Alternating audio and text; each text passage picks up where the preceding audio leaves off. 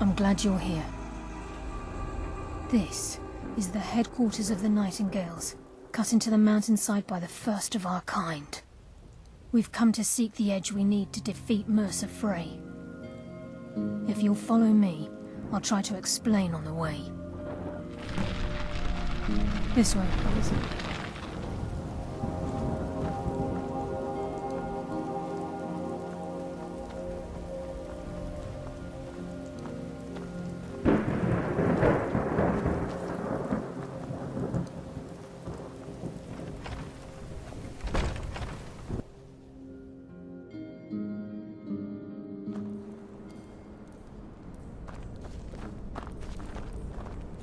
So this is Nightingale Hall. I heard about this place when I joined the guild, but I never believed it existed. The assumption that the Nightingales were just a myth was seeded within the guild on purpose. It helped divert attention from our true nature. What's wrong, Brynjolf? I can almost hear your brow furrowing. I'm trying to understand why I'm here, lass. I'm no priest, and I'm certainly not religious. Why pick me? This isn't about religion, Brynjolf. It's business.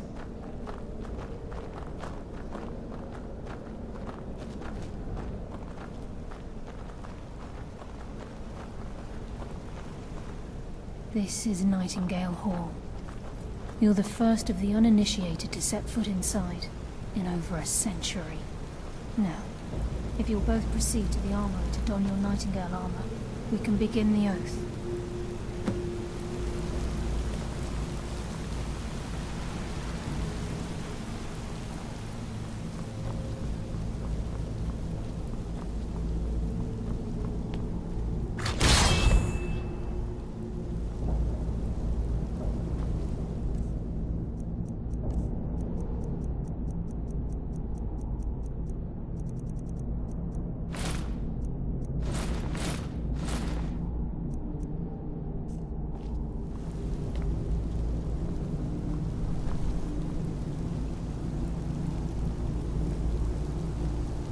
You appear ready for the oath.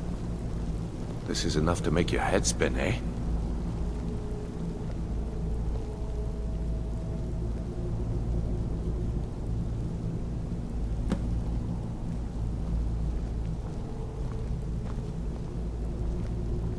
You appear ready for the oath.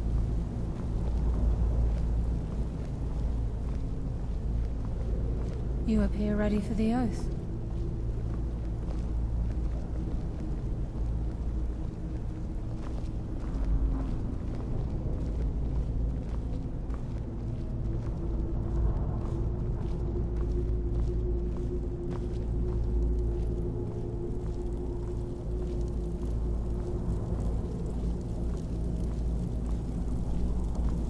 You appear Okay, ready lass. for the oath. We've got these get-ups on. Now what? Beyond this gate is the first step in becoming a Nightingale. Whoa there, lass. I appreciate the armor, but becoming a Nightingale? That was never discussed.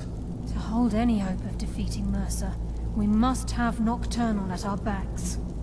If she's to accept you as one of her own, an arrangement must be struck. What sort of arrangement? I need to know the terms. The terms are quite simple, Brynjolf.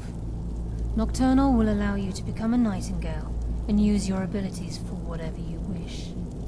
And in return, both in life and in death, you must serve as a guardian of the Twilight Sepulchre. Aye, there's always a catch. But at this point, I suppose there isn't much to lose. If it means the end of Mercer Frey, you can count me in. What about you? Are you ready to transact the oath with Nocturnal? Good. After I open the gate, please stand on the circle.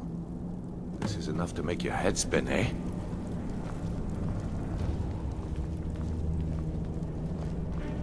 Time's wasting, and Mercer's still out there. Let's get this show on the road.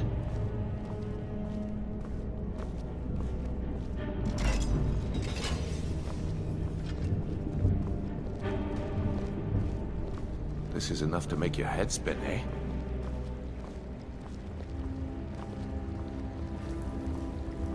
This is enough to make your head spin, eh?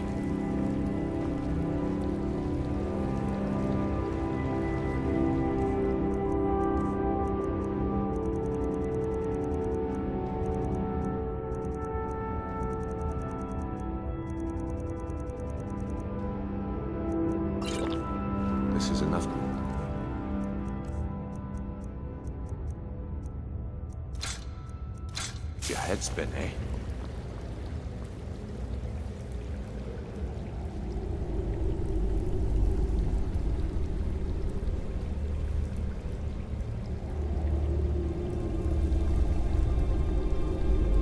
I call upon you, Lady Nocturnal, Queen of Murk and Empress of Shadow. Hear my voice. Ah, Carlia. I was wondering when I'd hear from you again. Lose something, did we? My lady, I've come before you to throw myself upon your mercy and to accept responsibility for my failure. You're already mine, Carlia. Your terms were struck long ago. What could you possibly offer me now? I have two others that wish to transact the oath, to serve you both in life and in death. You surprise me, Carlia. This offer is definitely weighted in my favor. My appetite for Mercer's demise exceeds my craving for wealth, Your Grace. Revenge. How interesting. Very well. The conditions are acceptable. You may proceed. Lady Nocturnal, we accept your terms. We dedicate ourselves to you as both your avengers and your sentinels. We will honor our agreement in this life and the next until your conditions have been met. Very well. I name your initiates Nightingale, and I restore your status to the same, Carlisle. And in the future, I'd suggest you refrain from disappointing me again.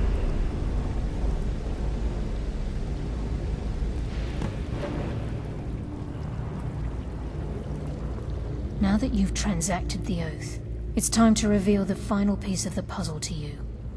Mercer's true crime. Mercer was able to unlock the Guild's vault without two keys because of what he stole from the Twilight Sepulchre. The skeleton key. By doing this, he's compromised our ties to Nocturnal, and in essence, caused our luck to run dry. Well, yes, but the key isn't only restricted to physical barriers. All of us possess untapped abilities, the potential to wield great power securely sealed within our minds. Once you realize the key can access these traits, the potential becomes limitless. Although it would benefit the Guild more than you can imagine, in the end it would do more harm than good. If the key isn't returned to its lock in the Twilight Sepulchre, things will never be the same for the Guild. As time passed, our luck would diminish to the point of non-existence, and whether you know it or not, our uncanny luck defines our trade. Very true. In our line of work, it's quite rare we set out to return a stolen item to its rightful owner. Before we depart, Brynjolf has some business to discuss. I suggest you listen to him. Listen, lad. There's one last piece of business we need to settle before we go after Mercer. The leadership of the Guild. Carlia and I had a long discussion before you arrived here. Thanks to your efforts, Mercer's treachery has been exposed. After we deal with him, all that remains is restoring the Guild to its full strength. As a result, we both feel that you have the potential of replacing Mercer as leader of the Thieves Guild.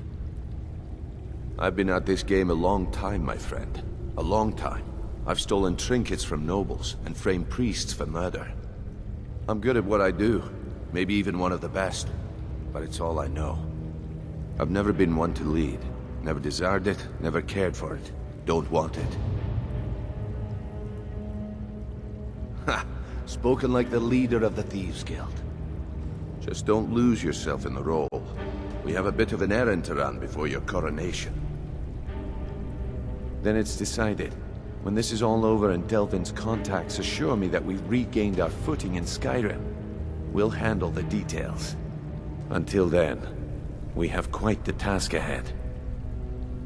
I've been poring over the plans you brought us, and I'm convinced the eyes of the Falmer are in the Dwarven ruins at Erkenthan. Carlia and I will meet you there. Prepare yourself, lad. This will be a fight to remember. Until next we meet, lad.